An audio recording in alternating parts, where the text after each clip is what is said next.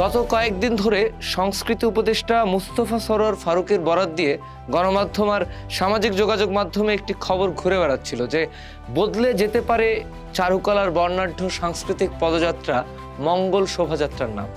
আলোচনা সমালোচনার ঝড়ের মাঝেই 24 মার্চ ঘোষণা আসলো, না, বদলানো হচ্ছে না এই নামটি, বরং দুদিন যাবৎ পালিত হবে পয়লা বৈশাখের উদযাপন।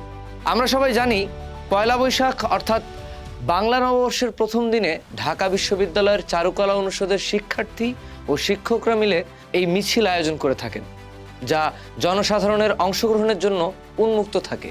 এই মিছিলের নাম মঙ্গল শোভাযাত্রা, যার অর্থ হলো মঙ্গল কামনায় পদযাত্রা।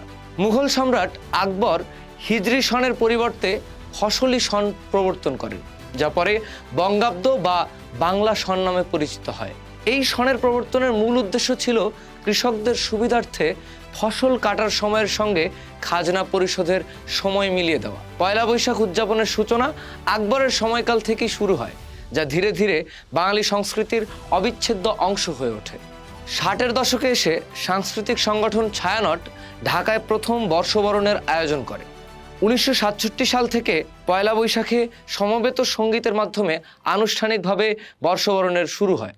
তবে বাংলা ও ইংরেজি সালের দিনের ব্যবধানের কারণে জটিলতা দেখা দিলে 1966 সালের 17 ফেব্রুয়ারি বাংলা একাডেমির তত্ত্বাবধানে ডক্টর মোহাম্মদ শহীদুল্লাহর নেতৃত্বে করা কমিটি চৈত্র মাসকে 30 দিনের বদলে 31 দিনে গণনা করে প্রতি 4 বছর পর পর সংস্কারের প্রস্তাব দেয়।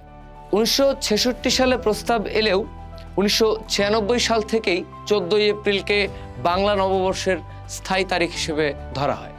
বৈশাখ উদযাপনের ঐতিহ্য শতাব্দী প্রাচীন হলেও মঙ্গল শোভাযাত্রার ইতিহাস তুলনামূলকভাবে নতুন। শোভাযাত্রার যাত্রা শুরু 1985 সালে। দেশে তখন চলছিল সামরিক শাসন। প্রথম শোভাযাত্রাটি ঢাকায় নয়, আয়োজিত হয় যশোরে। যশোরে চারুপীঠের প্রতিষ্ঠাতা চারুশিল্পী মাহবুব জামাল শামীম এই শোভাযাত্রার নেতৃত্ব দেন।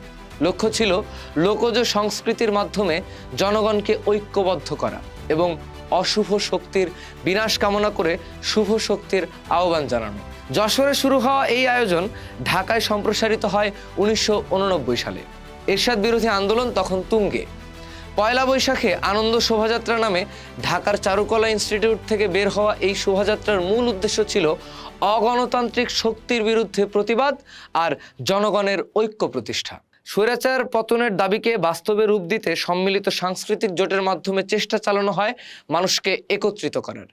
সেই শোভাযাত্রায় বিশালকায় হাতি, বাঘ, ময়ূর, ঘোড়া, ট্যাপা পুতুল, বিভিন্ন ধরনের মুখোশ এবং কৃত্রিম ঢাক সহ নানা উপকরণ বাংলার সংস্কৃতি হিসেবে ব্যবহৃত হতে থাকে মোটিভ হিসেবে। ধীরে ধীরে এই মোটিভগুলো হয়ে ওঠে শোভাযাত্রার অন্যতম প্রতীক। রাজনৈতিক প্রেক্ষাপট বিবেচনা করে শুরুতে এই নাম রাখা হলেও পরবর্তীতে এটি মঙ্গল শোভাযাত্রা নামে পরিচিতি পায়।